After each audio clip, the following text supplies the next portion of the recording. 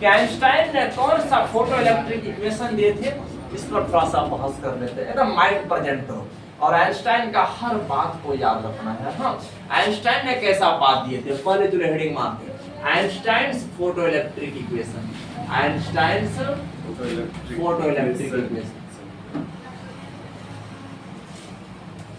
Photo electric equation,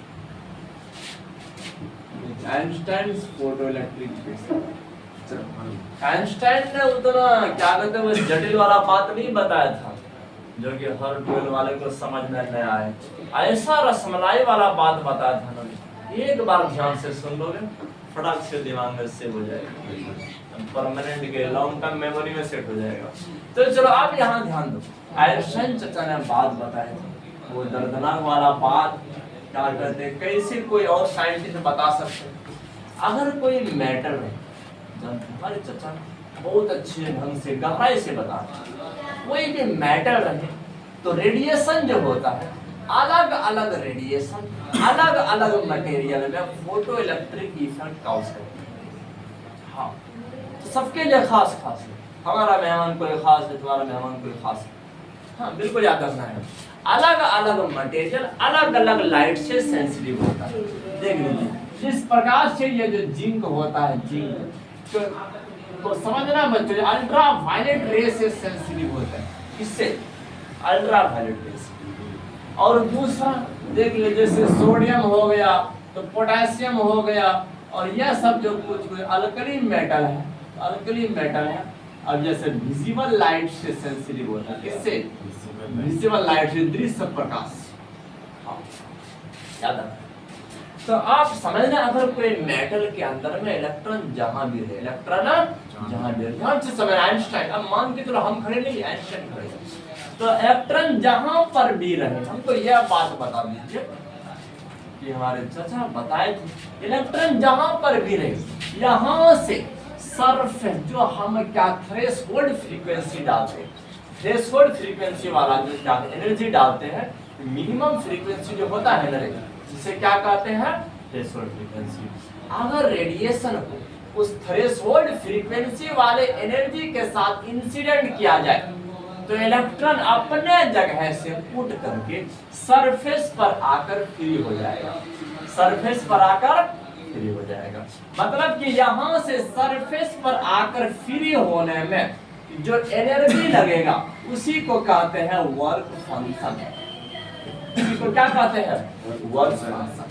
मतलब first दिन हम यही डेफिनेशन दिखाए थे कि नहीं, तो वर्क फंक्शन क्या है, अगर किसी भी इलेक्ट्रॉन को फ्री करने के लिए, किसी भी इलेक्ट्रॉन को फ्री करने के लिए जो मिनिमम एनर्जी की जरूरत होता है, उसी मिनिमम एनर्जी को क्या कहते हैं, वर्क फंक्शन कहते हैं। क्या कहते हैं, वर्क फंक्शन। तो वर्क फंक्शन एक प्रकार का क्या है, एनर्जी है, क्या है, देख लीजिए तो वर्क फंक्शन क्या है, देखिए यहाँ लिख देते हैं, देखिए वर्क फंक्शन क्या है, एक प्रकार का एनर्जी है।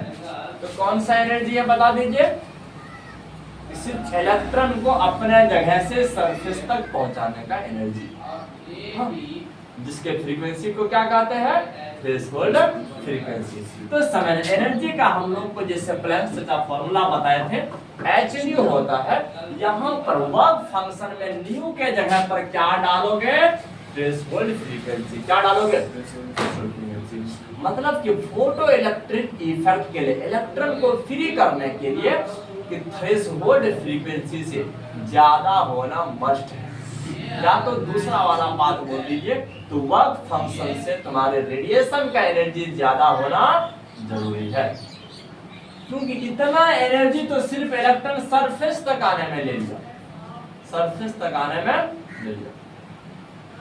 बात को समझना है, अगर तुम्हारा रेडिएशन, देखिए अगर तुम्हारा रेडिएशन ऊपर से आ रहा है, समझना बात को, अगर तुम्हारा रेडिएशन ऊपर से आ रहा है,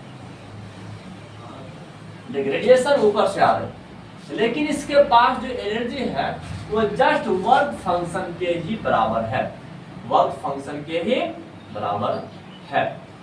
अगर जस्ट इतना ही बराबर है तो ये इलेक्ट्रॉन तो फ्री हो जाएगा, लेकिन इलेक्ट्रॉन भागने का नाम नहीं लेगा।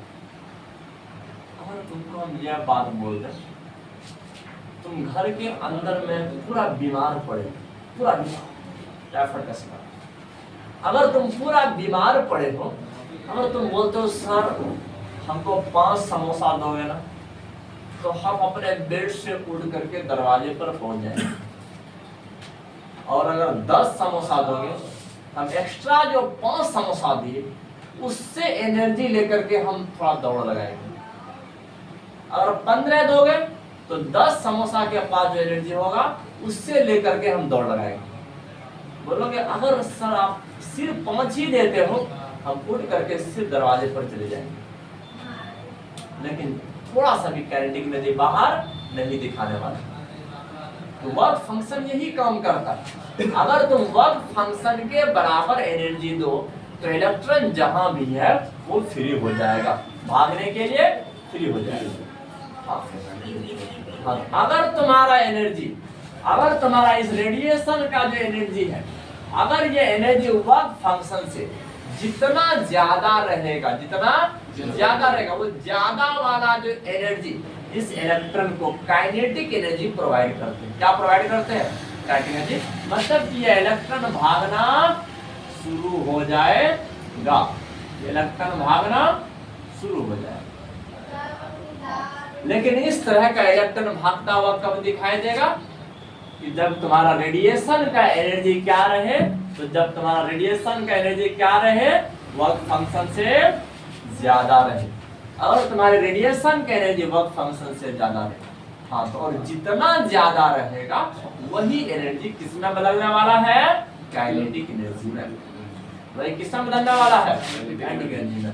बिल्कुल याद रखना है, देख लीजिए। हाँ,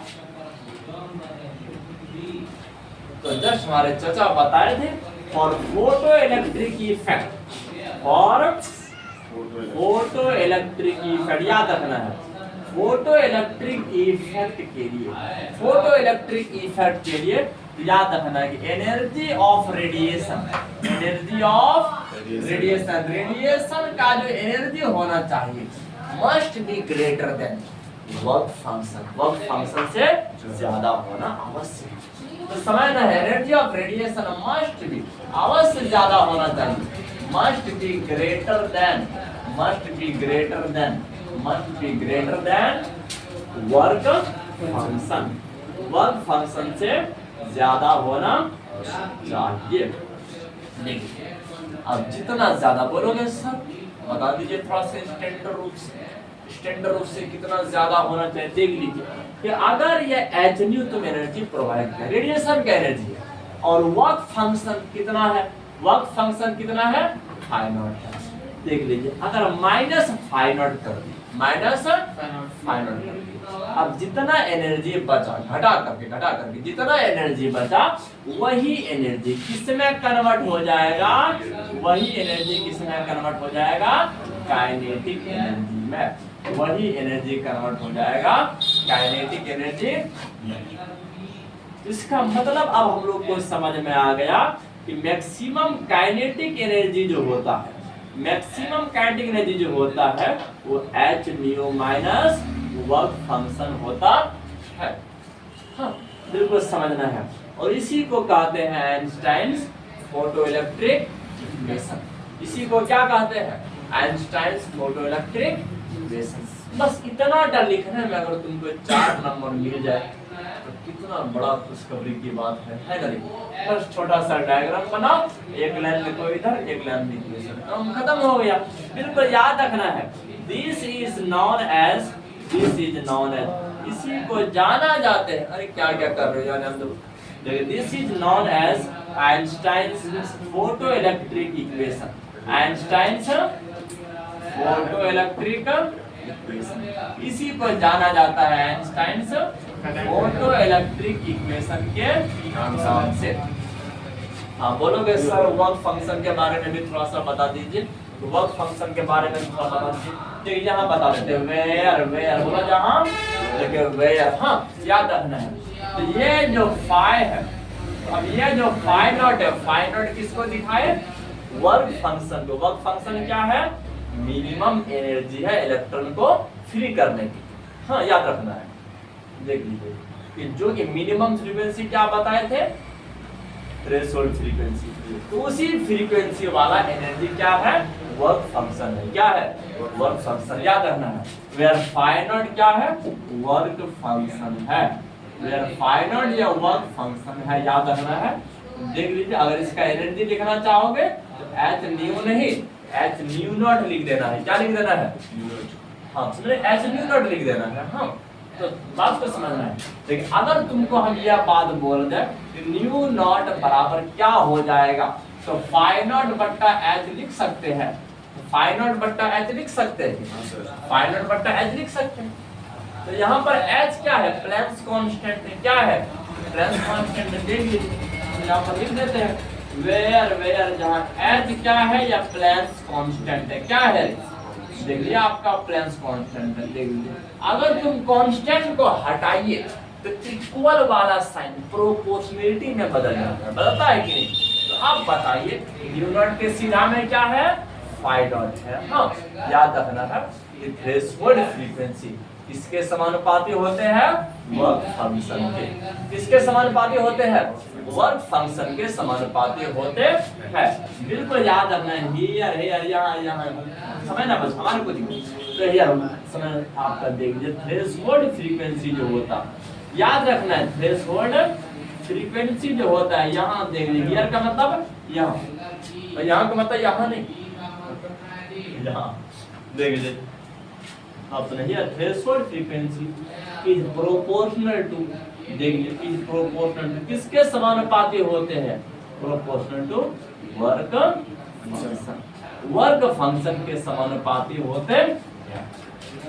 बस आइंस्टाइन का कुछ बात लिख करके छोटा मोटा बात वहां लिख देना है, आपको फुल में फुल नंबर मिल जाएगा। फुल में फुल नंबर मिल जाएगा। कोई क्या कहते नंबर कटने का कोई ऑप्शन नहीं, कोई ऑप्शन नहीं। हाँ, तो सिर्फ बात को समझिए और जानना है कि कैसे लिखेंगे सर, कैसे लिखेंगे, बस यही प्रॉब्लम होता है हर स्टूडेंट के बीच में। चलो तो मैंने यहाँ पर तो ऐसे बात की अभी